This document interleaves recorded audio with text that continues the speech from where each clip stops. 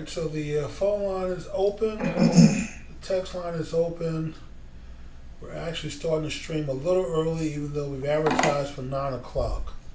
So Okay. we'll update the text board, let people know they can submit questions early. All right.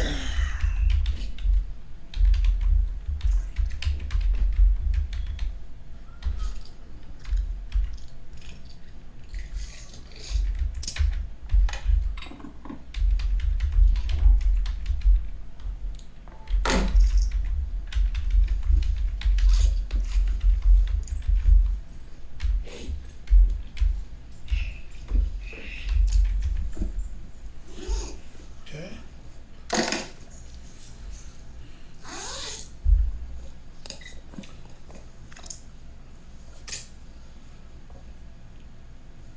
So we are recording, Tom. So don't do or say anything that may cause you embarrassment later on. What's that now? I said, don't say or do anything that may cause you embarrassment later on. We are recording, Okay. even though the show hadn't officially started. But we don't want you taking your clothes off or anything, or Thanks.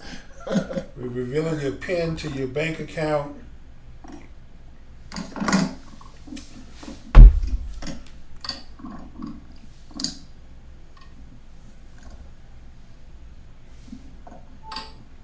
Okay. Let's see here. So we can actually have people join us while we set up and get ready. I believe we already have a couple of people on with us. If you're watching and you have questions, you can submit them via the text board or the chat board. It's open, and the phone line will be open in probably about 10 minutes at 9:05. And that phone number is 972-497-2280. The show will officially start in a couple of minutes. We're just setting up a little early and streaming a little early. The try new things, see how it goes.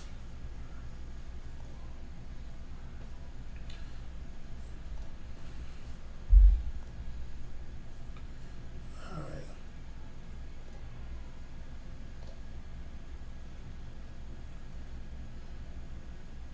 So Tommy, are you home or are you on the road? I am on the road in all just south of Charlotte, North Carolina. Oh man, look at you. Okay. So how was Idaho? Is that where you were last week? Yeah. It was a pretty productive trip, man. I got an informal approval to that we were selected for a project. So, Cool. Look at you, man. You're cranking them out. hey, man, it's about time. It's about month 8, man. So it's about time something started moving. You had a number of victories here the last couple of months, man. So, Yeah. okay. I'm sure your boss at work is happy. Yeah. Gotta keep the revenue rolling in, man. I understand, man. That is true. Sales is the lifeline of any business. Yeah. Okay, we have about 4 minutes to show start. So, get your water. Any breaks you need to take. Get some water.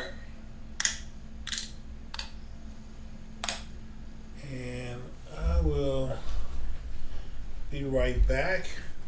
I think I'm gonna get me a glass, get some water as well. There you go.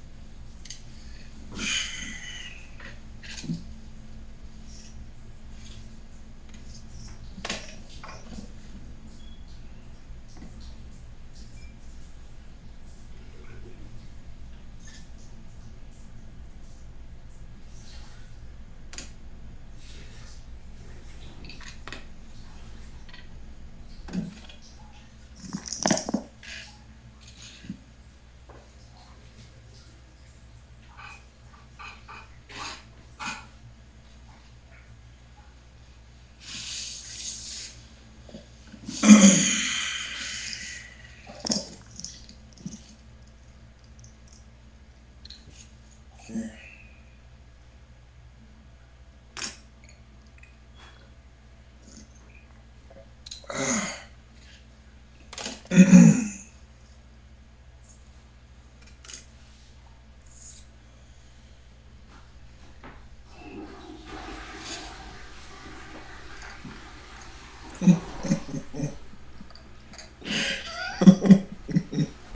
funny?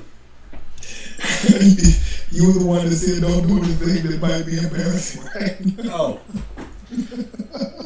I guess my trip to the bathroom is right next to my office.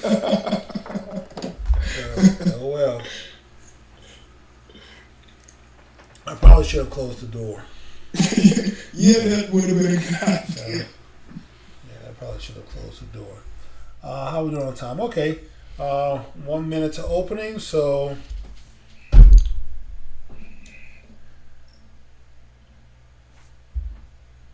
All right.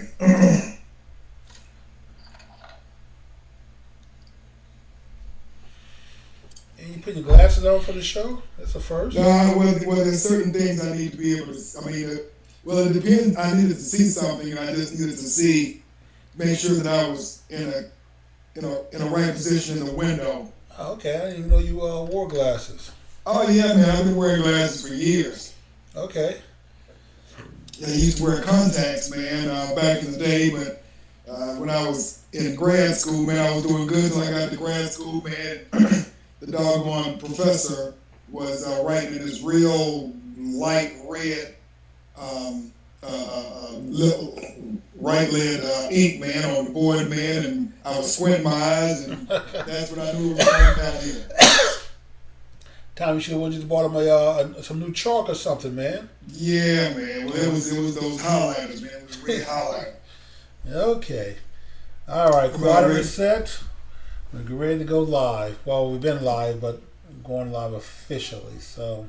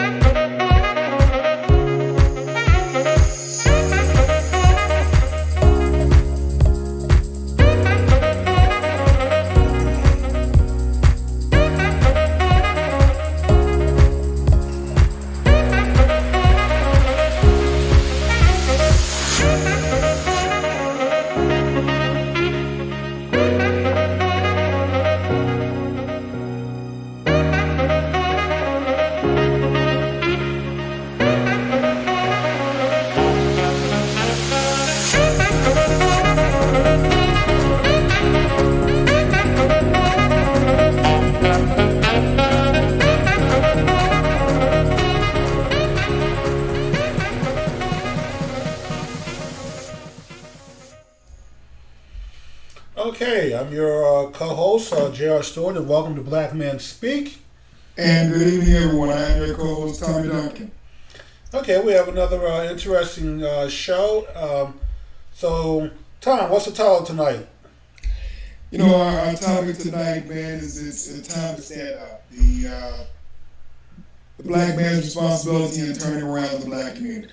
Okay. We've been talking about a lot of things, man, over the last several weeks, talking about the black family and some of the ills that we've been dealing with. And as we've discussed, man, I think that it is high time and apropos that we talk about what the black man needs to do to make things happen. So, Tom, here's a big question. Why is it that we're the only one talking about this?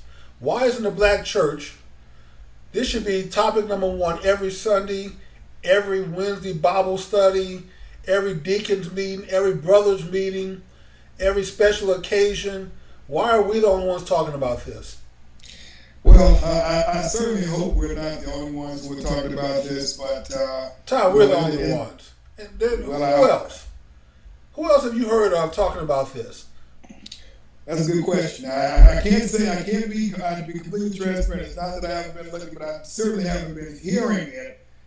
Just in terms of what I've been seeing on search, Okay. on the World Wide Web. So I certainly hope we're not the only ones talking about it. But if not, everyone needs to be.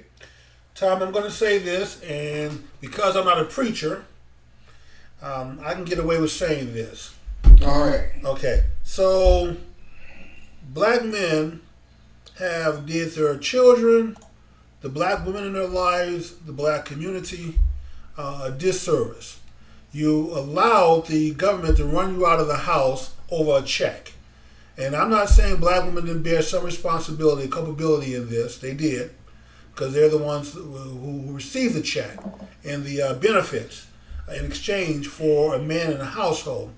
But still, the black man should have stood his ground and basically told the government, no thank you. I'll take care of mine, and you don't have to worry about this household. But no, he ran out the back door, never looked back on his children or the woman in his life. And that has been so disastrous on so many fronts, Tom, I can't even tell you how horrendous. The last couple of weeks, I've been reading these studies on absentee fathers and the effect on the children, and I have yet to find one study. I would think that there would be one liberal loon out there who would somehow find a way to say that a woman raising a child by herself is a good thing, but I have yet to find one study that suggests that. No, I agree with you on that, Jimmy. And quite frankly, I mean, when we look at what happened when you were referring to the war on poverty, and you talked about the government taking responsibility and taking over the place of a man in the household, several million households in America. That is a major issue that has been catastrophic for the black community in particular.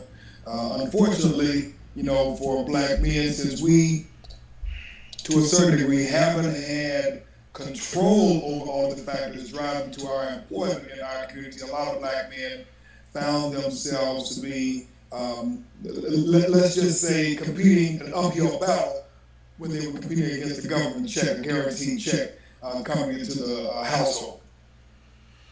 Well, Tom, that is probably true. Still, it doesn't excuse the cowardly behavior of black men at this time, and now it's become generational. We have now taught our young men, our young boys, to be cowards and irresponsible, and to be afraid of responsibility. And Tom, I can say that one of the biggest challenges you'll ever face in your life is being married and trying to keep the woman in your life happy.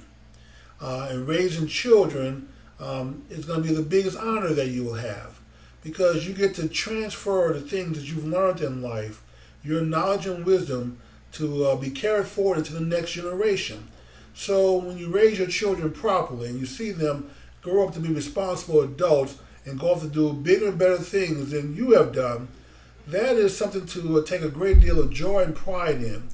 But when you walk away from the woman in your life, you abandon the children that you have produced, have no involvement or very little involvement, no parental involvement. I'm not even talking about the financial support. That doesn't substitute for being a father who, especially for young boys who need that fatherly figure. Without that, they are susceptible to gangs, to all types of bad behavior in life, and to certainly fear responsibility. Yes, I believe you're right about that. I mean, when you look at the animal kingdom in general and the human kingdom in particular, when you take any essential point, out of the parenting and the structure of the household, you're going to have devastating impact. But for the man in particular, when you take him out, you're going to have a lot of problems, not only with the woman who is left with children, but also with the children who have no guidance. They have no bar that's being set for them, for young boys in particular. They don't have a line that's being drawn in the sand regarding what is appropriate conduct or not. And the reality of it is we cannot live in denial that there have not been factors that have pull black men out of our community, such as the war on poverty, such as the mass incarceration of black men in particular, such as other factors that have made it very difficult and put a lot of strain on black men in terms of owning their household. The reality of it is we have to fight for what's ours, and the reality of it is we're at least 2 generations into this right now. The experiment has worked out very well for our community in particular, and so we have to stand up. We have to take responsibility for what we own, and it's going to be an uphill climb, but the reality of it is if we don't do something very soon, Jimmy, it's going to be catastrophic. It's already catastrophic. It's already bad, yes. Exactly. If we don't do something very soon, this may be something that we may not be able to turn a corner on. Somebody else will be taking responsibility for our households, our families, and our communities. Tom, as I move around and I see young boys and young men, teenagers, obviously growing up without a father in the household, someone to teach them some discipline. And this is not a knock on the women. I mean, the women are doing the best they can under the circumstance. But when I see these young men and I see the potential that could be there, the things they could achieve in life if they just had a different perspective. If they had someone to tell them that you can go out and do whatever you set your mind to. If you had someone to teach you how to be disciplined and not be an emotional hothead. Unfortunately, a lot of our young boys are growing up to just be pretty much girls with a penis. They're raised by their mothers. They have the same emotional temperament of a woman. They don't think, because many of them end up in jail over the silliest stuff, over gang colors, a symbol, a street corner where you don't even own property on the street. How you going to jail for concepts? That's nothing to go to jail for, and certainly nothing to die for. But we have so many of our young boys who don't have anything else. They have a sense of wanting to belong to something. They want to have some kind of male figure in their life to lead them. And unfortunately, when a father is not there, the only thing that's the substitute for that father is the streets. And that's the last place you want your child, your young boys, growing up and learning how to be young men, because most of the time the lessons there are how to be criminal men.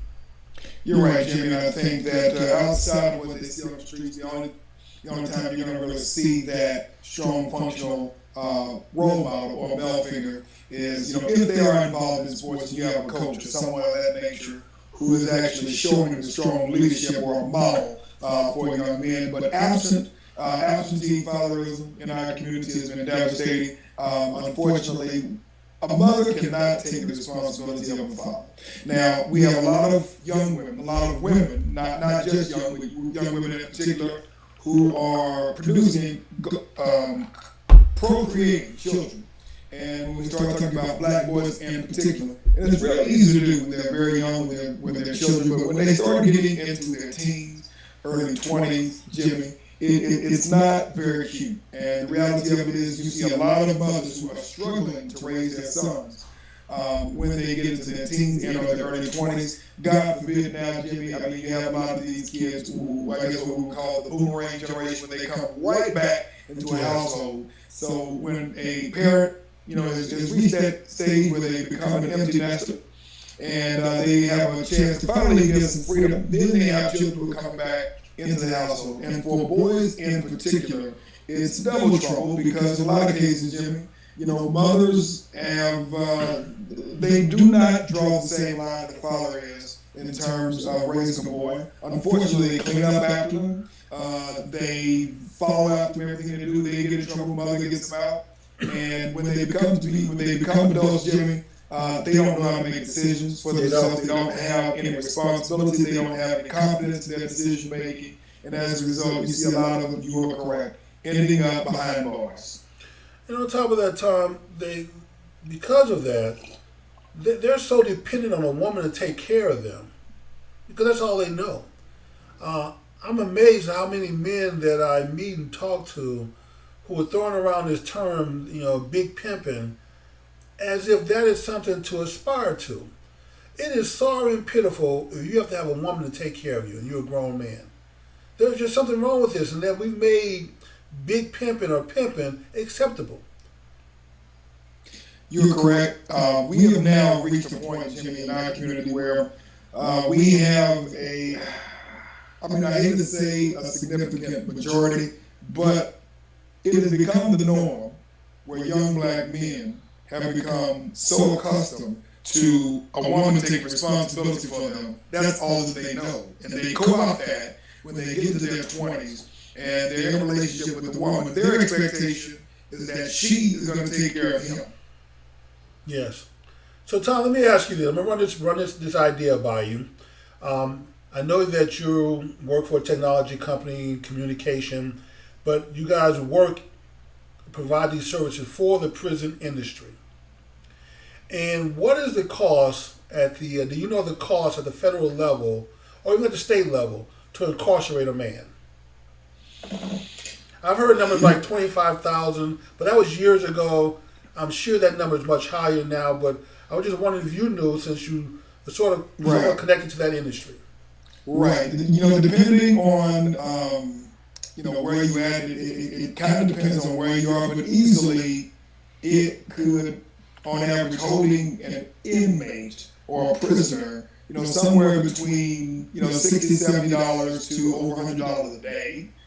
Feeding them, housing them, managing them, all this other kind of stuff. Mm-hmm. And so I remember reading an article, it's been a few years ago, where it was right around $6,000 per year. Okay, that's a number I think I've heard recently.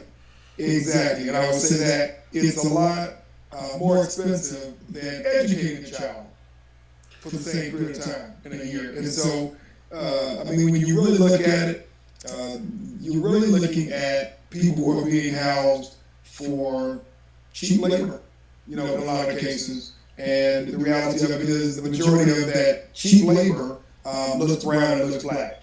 Well, Tom, here is what I am willing to propose. I'm not a socialist. I generally don't like adding more programs to the federal government. But I think we have to find some ways to turn things around. And so here's what I'll be willing to propose, and certainly use whatever little influence I have with decision makers to see if we can bring this about, or some program similar. Let's take that money that we're spending on the prison system, and for men that are in there who can be rehabilitated, who have children that are sitting at home, find a way to get them the skills they need to survive on the outside.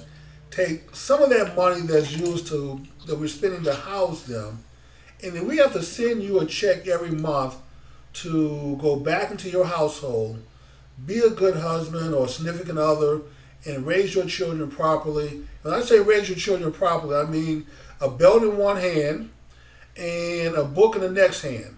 That if you can somehow, you stay out of from committing crimes and future crimes, and you can get your children on some school honor roll and keep them there, so we know they at least are heading in the right direction. Then we can take some of that money that we're using to lock you up and to help offset some of the costs of your life, even if we have to send you a check every month to do the right thing. And I think that would be a better use of the money than having you sitting up in the jail cell learning how to be a better criminal, waiting for your time to get out. It sounds very good in principle. Unfortunately, there are a lot of companies that depend on prison labor in order to drive down costs. When you look at the internationalization of certain jobs, when you look at the automation of certain jobs, right? Prisons are a part of that entire complex of lowering the cost of labor. whether you're talking about automation, whether you're talking about offshoring, or whether you're talking about prison labor. And I mean, in some cases, Jimmy, you have folks who are incarcerated who are doing some customer service stuff. Sound crazy to me, but it's a fact. So there are a lot of multi-million-dollar businesses that are depending on this labor. The reality of it is that we as a community have to consolidate our resources. We as a community have to consolidate our voices. I mean, think about this. We have millions of people, Jimmy, who are creating wealth in the complex of marijuana business. And you still have tens of thousands of people who are still incarcerated over small petty marijuana crimes, while you have other people who are building wealth on that. So there are people who are making money off of this. Well, Tom, that is true, and certainly we can't fix everything at once. And certainly this is not an answer to rectify all of the injustice that have taken place.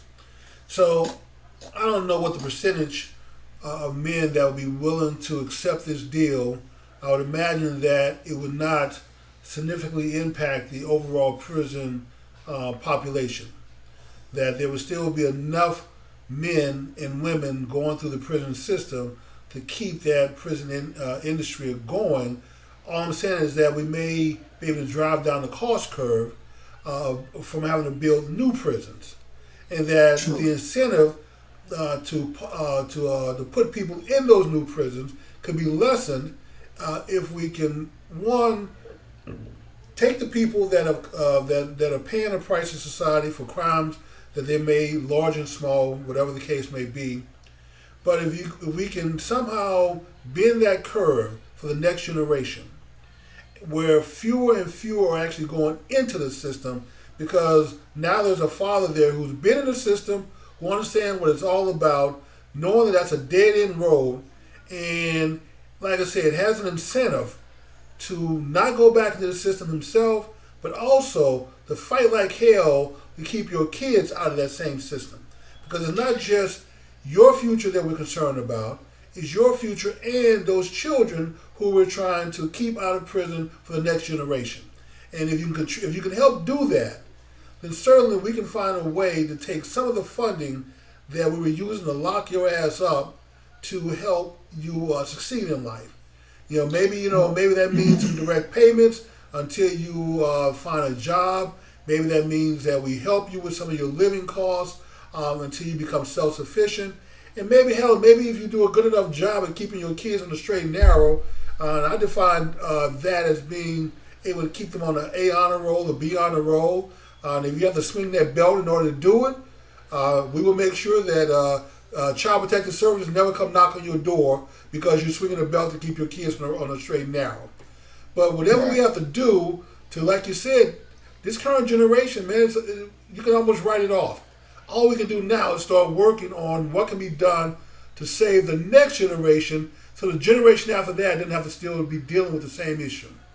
Yeah, Jimmy, I really cringe to say right off an entire generation, Jimmy, but as I talk to more women and young women in particular, and they share with me some of the stories that I hear when it deals with young men. I'm talking about young men in their late teens and their 20s. When I consider what I see, of course, before everything went upside down with this healthcare pandemic. When you look at churches, when you look at the grocery stores, when you would just look at basic everyday things with the interaction of young men and young women. I hate to say write it off, but it does not look good at all. I was talking to my young cousin, I think this was maybe last year, and she was literally telling me that she had met this guy socially out doing something or another, and she had told me that they had switched phone numbers and they talked, and within a couple of weeks, Jimmy, he was asking her for some money to pay for his rent because he spent too much money on his sneakers. I was like, come at me again? Now that's a grown man, Tom, that needs an ass whooping. This isn't somebody that he's known for months or years. They're not even dating seriously. Within a couple of weeks, he's asking her for money to pay for his rent because he spent too much money on sneakers. Jimmy, I would have been embarrassed to even ask anyone for money, much less ask anyone else for money for rent because I spent too much money on sneakers. Really? And this isn't a rare incident. No, it's not, Tom. This is the norm. And so the question is, what is it that we as men of a generation must do now to begin to neutralize the impact of what's going on and then turn the corner with what's going on? Because the reality of it is, you're probably right. For that generation of young men, we may be in that write-off stage. And so the question is, what are the rest of us doing? What do we have to do? How do we consolidate our resources so we can at least begin to, okay, if we have to go ahead, cut this slice out, move it to the side, what is it that we have to do in order to neutralize the impact of what's going on and then turn the corner so we can get back to some common sense responsibility? Well, you know, Tom, it would help if the preachers in the black churches got with the program. If they would preach and take what the Bible says men should do, what husbands should do. So women understand what a good man, what their profile looks like. Not just a guy who wears pants and has a penis. And we start teaching our young girls what the profile of a good man is. And all too often, Tom, that young man that you talked about, who's asking your goddaughter, godniece? Cousin. Asking your cousin for money. This is not the first time he's done this. And he's not the only one. There are so many trifling men out there who think that it's okay to just ask women for money. And there are far too many women who give them money just to have a man in their life. I'm talking about, Jimmy. If we were in high school and we were in college and we did some mess like that, we would be the freaking laughing stock of the entire school. Yeah, Tom, we have now reached a stage in our society where that is acceptable. They from what the young people tell me, they call that big pimping now. And yes, it has become acceptable to have a woman to take care of you. And this is a continuation from mothers who take care of little boys, take care of teenagers who are boys, take care of young men who are boys, and then transfer that responsibility to another woman to still take care of another boy in her household. You haven't raised children and have a man who's not helping you. He's just there. But then sometimes what women say, that's the cost to just have a man around. And some women just want a man in their life. They don't care if he's a piece of shit. So you mentioned, Jimmy, about the church. And so what does that look like in your opinion? Because, I mean, think about this. The church is, within our community, the most ubiquitous institution within all of our communities. And quite frankly, Jimmy, the poorer the community, the more churches there are. The chairman of the church does not want to say anything that's going to interfere with their number one customer, i.e. the black woman in church. So they preach on salvation and acceptance and forgiveness, but what they very seldom ever touch on is what a good woman, what God wants you to do as a good woman, and what God wants for you in your life as far as a good man. What that profile looks like. How you should allow God to work through you to affect the man. So that means that there are certain things that you have to stop. The Bible says you should be known for being quiet. How many boisterous women that we have out here who make more noise than the men? You know, when it comes to a fight, they're the first one to put their hands up and go to battle, rather than the other way around. And of course, here's the number one thing that the church don't teach that they should, is that every man should be trying to work and live his life in somewhat of a Jesus-type fashion. Not that you're out here to save mankind, but you certainly need to be saving your household and your children and the woman in your life. And if you're not willing to lay your life down because those people are so important to you, then you don't deserve it. You're just a piece of shit of a man. And we have far too many young boys growing up without not hearing that message, without someone telling them what they should work towards and try to be. Not out here to be a metrosexual, not out here to carry around women handbags, put on earrings, makeup, trying to spend more time in front of the mirror than the women, and then find a woman to take care of you. That is not what God called you to be. And so we need the black preacher, the black politician, civic leaders, these internet people who are influencers, I think what they call them. Collectively, we have to come together to change the message so we all understand what we have to work toward. Because if not, like I said, we may be able to salvage some of this generation. And I'm like you, I hate to say just totally write the generation off, but if we don't start changing things, that's exactly what we're going to have to do. And of course, we know the answer from the government. All they're going to do is build more prisons to put our young men in because they know what's going on. They know this is a bad situation, Tom. And no one can tell me that no one knows, because there are far too many studies commissioned by the government, paid for by all these government agencies. They come to Congress, they testify. And Tom, there's not one of them that ever says a woman raising a child by herself is a good thing. And they point to every illness from being overweight to depression to the child death rate for under unborn, women depression, gangs, drugs, alcohol, mistreatment, prostitution, all of it. Everything we're dealing with in society seems to trace back to one common theme.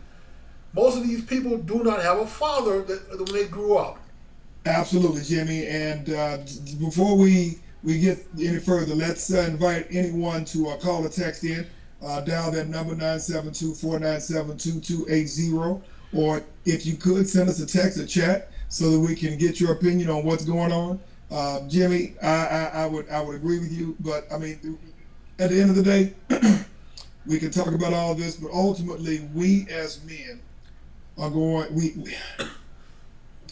it's going to be a very, very heavy burden.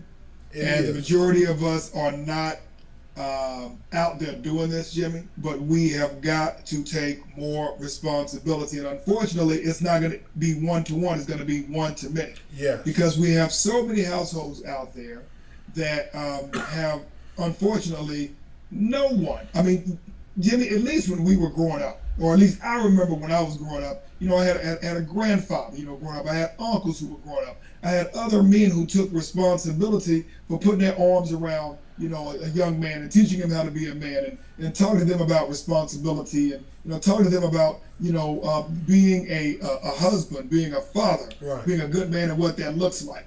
And now, Jimmy, the only thing that young men see nowadays, if anything, is someone who is throwing or shooting a ball. And short of that, they see very few, if any, other figures. And so what that means, Jimmy, is that we are going to have to take responsibility for reaching out and putting our arms around more young men and teaching them how to be men. And Jimmy, in addition to what you're talking about, a lot of these young boys are very confused because of what they are seeing. And let's just put it on the table. We have such a strong movement from the LGBTQ community now. A lot of young boys are confused. They don't have a father in the household, and then they're getting confused about what the male identity is. Yes. Tom, the messages, I don't think they're mixed. I think they're on purpose. Basically, it just seems to me that there seems to be an effort to, this attack on masculinity. And it seems to be more and more above board, or more and more in your face, that somehow if you're too masculine, then there's something wrong with you. And the role models they put out there, especially on television, seem to be more watered down men than anything else. I hate to say it, but folks like Don Lemon and Van Jones and Charles Blow and Melvin Smith, these are not men that I would say are manly men. These are kind of girly men for the most part. And it's sad that on the intellectual side that these become the role models that our young boys who have a chance or to aspire to. And then on the other side, for the hothead thug, All he has is some gangbanger as his role model, and who was raised by a woman, who was an emotional hothead, who don't know how to think, doesn't have any discipline, and every time there's anything wrong in life, the only thing they know to do is either fight or grab a gun and go shoot somebody. Yeah, absolutely, Jim. That is unfortunate but true. And of course, this is reinforced by mass media, which does not create an even close to balanced illustration of what black manhood is. But I guess there's no confusion about that because, we don't own, on the most part, mass communications. Now, obviously, unlike when we were growing up, you have a lot more options now. You can get on social media. I mean, practically every kid from maybe the age 6 up has their own phone right now. True. But even with that, Jimmy, you still do not see strong, healthy, functional role models, or at least not enough to balance with what they're seeing every day. Therein lies the quandary of parenting, and therein lies the issue of not having the man in the household. Again, we have to take responsibility of it, but we have to ask sisters to join in and partner with us. Look, at the end of the day, we know in some situations you may make a mistake, you may get the wrong person. Short of, as we talked about in the last show, short of being in a relationship that is physically or emotionally abusive, we have to figure out how to make our relationships work, so we can figure out how to make our families work, so that we can figure out how to grow our communities. And Tom, I'm going to spend a little bit more time. I got to find a way to carve my schedule up to make this happen because I got a lot of balls in the air. But I keep hearing these reports about how the music industry purposely shifted hip hop and rap to be more gangster, as at the same time as they were investing in private prison systems, with the goal of driving more young black boys and those who buy the music, listen to the music, towards that system. Because it was harder, because it was becoming harder to make a profit in the music industry, and so a lot of music execs are somehow heavy investors in the private prison system. And it seems to me that you should not be able to be allowed to use your influence over such a vulnerable group of people that way. If I had the ear of young people, teenagers, I don't know, let's say if I made ice cream, I shouldn't be allowed to pump out message after message that they're receiving, forcing them, encouraging them to go buy my ice cream, or to do something that's going to benefit me financially in that way for some other industry. And certainly pushing kids towards the mindset of disrespecting police, the thug and gangster life, glorifying that, knowing that the end result is you're going to drive more and more of these young, vulnerable kids towards prison system that you heavily invested in. Somehow, man, doesn't seem right. And it seems like somebody should be in jail if that is true. Yeah. You are right, and it's the same thing as the pharmaceutical industry, when they produce drugs that make people addicted to the drugs, and then they provide the drug that is supposed to help them fix the drug deal with the fact that they are now addicted to the drug that they are producing. So they're making money hand over fist by creating a problem and then managing the repercussions of the problem that they created. Well, Tom, on the drug front, you're absolutely correct, which is why I do not believe on young people taking drug Ritalin. I mean, when we were growing up, man, we had recess. I remember going outside at least twice a day. We'd have a morning break. We'd go out and play dodgeball and play and run around. And then we had an afternoon break. And then when we got to junior high and high school, we had PE and gym. And then you had sports that you participated in. So you had things that you did to burn off sugar, which these kids have a lot of. Expecting them to sit into a classroom for 8 hours a day, be still, don't move, and don't let them go out and play and burn off any sugar is a formula for disaster. And drugging our kids is not the answer. And you're right. They drug them at a young age. They grow up to be drug addicts. Then here's another drug to get you off the drug, that you get addicted to. And you're right. They just make money constantly. And then when you go to the doctor, what do? All they do is get a prescription pad out and do what? Give you more drugs. They seem like, Right. trying to tell you to change your lifestyle as a way of fixing some things is not even an option. So, but as it relates, I want to get off track. Let's get back to our young Yeah. boys. Let's kind of talk, top 2 or 3 things that the black man has to do now in order to turn around the black community. Top 2 or 3 things. Tom, he has to go back to his kids and get involved in their life. That may not necessarily mean getting involved with his baby mama, but it would be beneficial if he at least makes peace with her.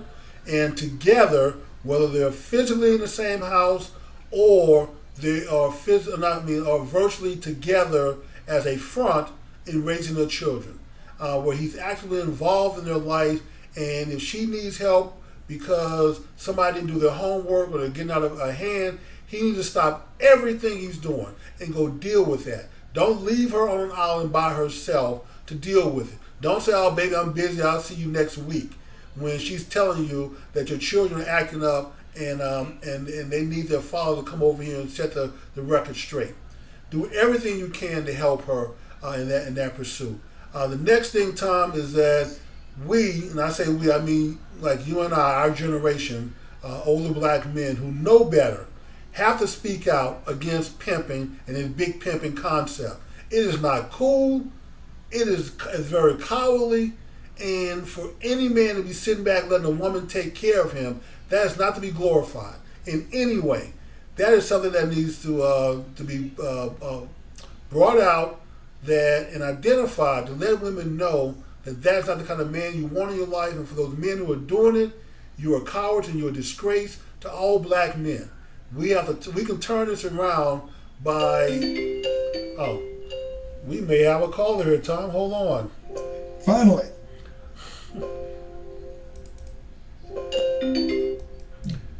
Yes, caller.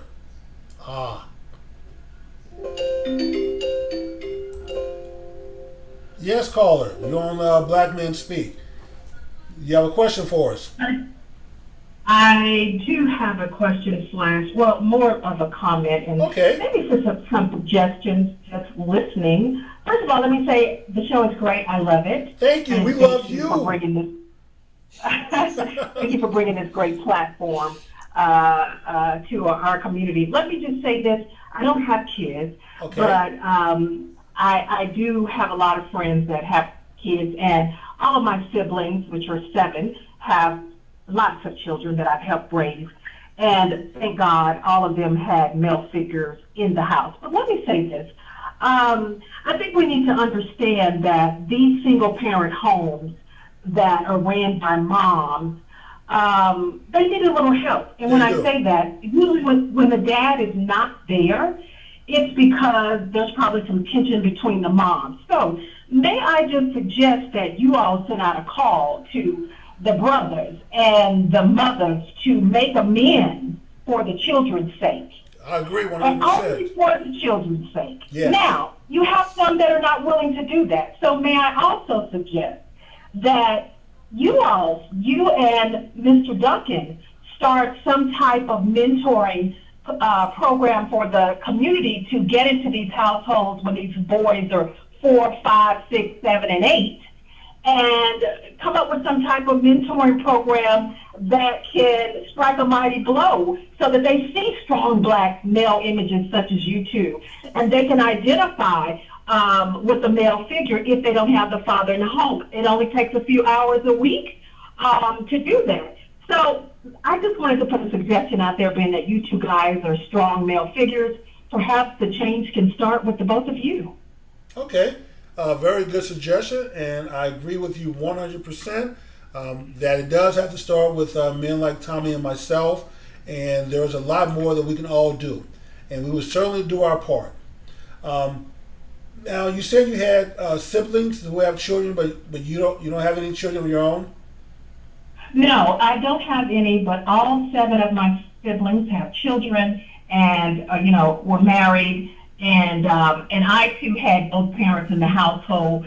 So there is a difference between, a woman or male that is raised in a house without a father versus that had both parents.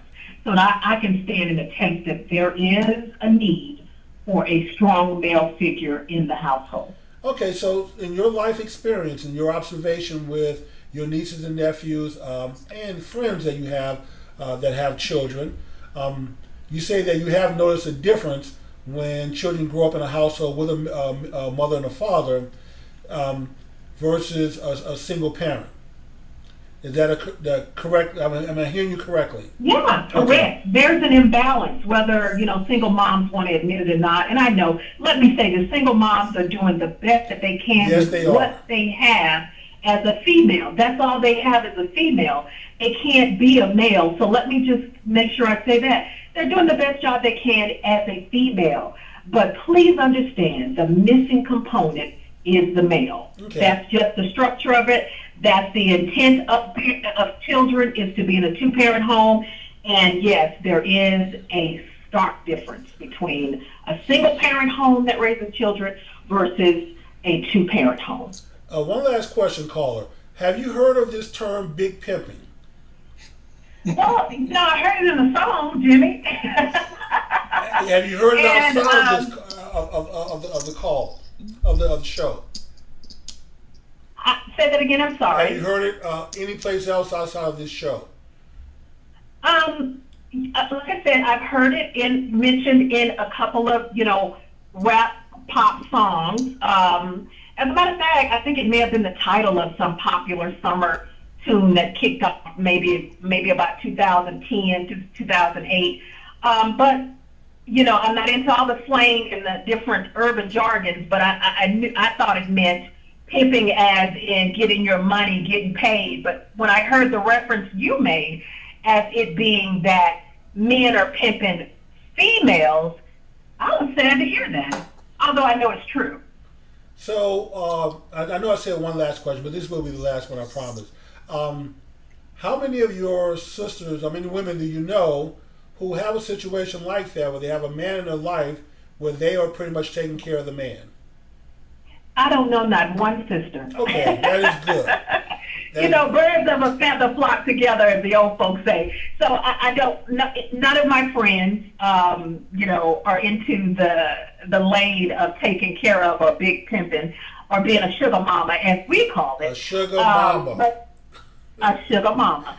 But there are a lot of, women that do that, again, because you have to go back to their background. How were they raised? Were they raised in a two-parent home? See, all of this, what's on the surface, Jimmy and Tommy, runs deep, always. Always. Okay. So, Tom, do you have any questions for the caller before we let her go? No. Thank you very much. Those were very good insights. Thank you. Remember, we love you. Please continue to support and spread the word, and call us anytime. So we love to hear from our viewers out there, and if you have questions, you can post them on the text line. Feel free to call in the show anytime. Absolutely, my pleasure. You guys have a great evening. All right, great thank show. you so much. Thank you. You have a good evening. Okay. Mm-hmm. Okay. Great comment from the caller, Tom. Some great points. Yep. And I think at the time that she called, we were at that point where we were discussing solutions. And I believe we were saying that our generation, men like you and I, have to step up, to speak out, and do more to make ourselves available, and to show and to demonstrate the traits of what a good man looks like. It's not the guy carrying a gun, driving a big car, throwing money around, but it is a person who's not afraid of responsibility, not afraid of taking on the challenge of having a woman in his life and forming a family with her, and then sticking around and take care of those children and raising them in a way that you can be proud of in life. So you can say, hey, that's my son, that's my daughter, and he or she is a doctor, a lawyer, an engineer, or this or that. Or even if they didn't graduate college, just the fact that they are productive members of society is enough for you to say, I'm proud of them. Simply not going to jail and getting knocked up before you're married, and that's a low bar, but unfortunately that may be the place where we have to start.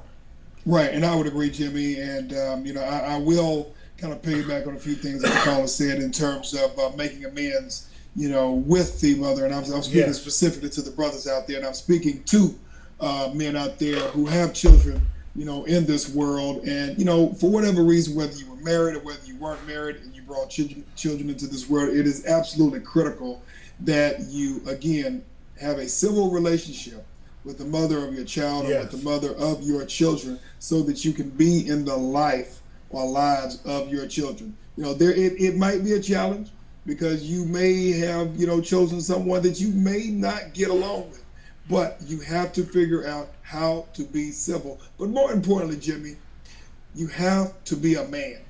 And when I Yes. say you have to be a man, sometimes you may have made a poor choice in terms of who you laid down with and who you had children with. But Right. now that you have children in the world, you have to take responsibility, and sometimes you have to take the hit in dealing with some things that you don't want in order to make sure that your children have a father in their lives, because it is going to make a difference. I will say that on the mentoring part of it, there are a lot of great programs out there. I mean, you have Big Brothers, Big Sisters that I've been a part with. Involved with as an adult. Boy Scouts and Cub Scouts. I was a Cub Scout when I was very young.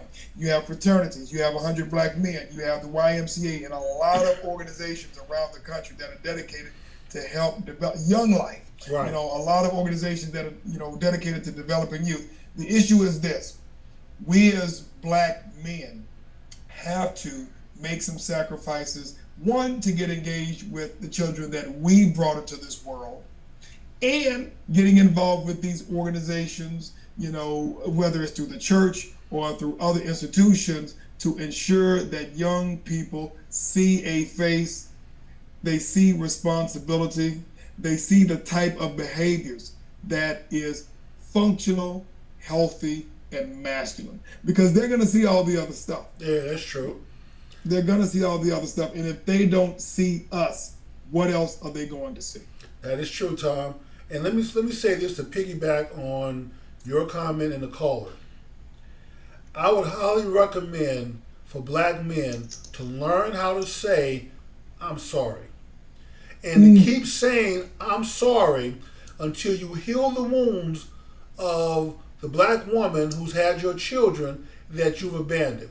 Because I promise you, no matter how well she makes it seem that she's okay and that she doesn't need you and that she survived even when you were not there, deep down she is scarred and she is hurt.